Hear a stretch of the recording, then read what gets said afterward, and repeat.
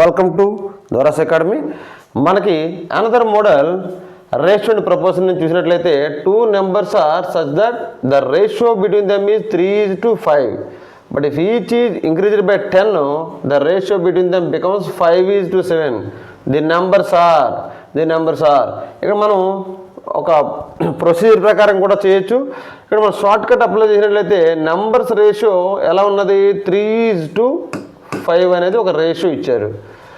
ఇక్కడ వాటికి each is increased by, but if each is increased by 10 అంటే +10 increase అయితే రేషియో ఎంత వచ్చింది 5:7.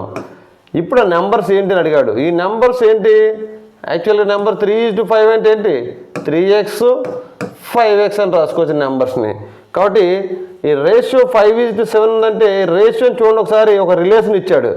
3కి 5కి డిఫరెన్స్ ఎంత +2 ఇంక్రీజ్ అయ్యింది. 5కి 7కి ఇక్కడ కూడా +2నే ఇంక్రీజ్ అయ్యింది.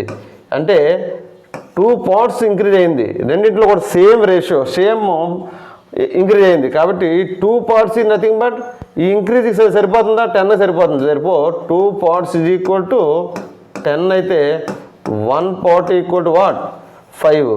సో 1 part = 5 అంటే మీన్స్ x = 5 అయింది అనుకుంటాం.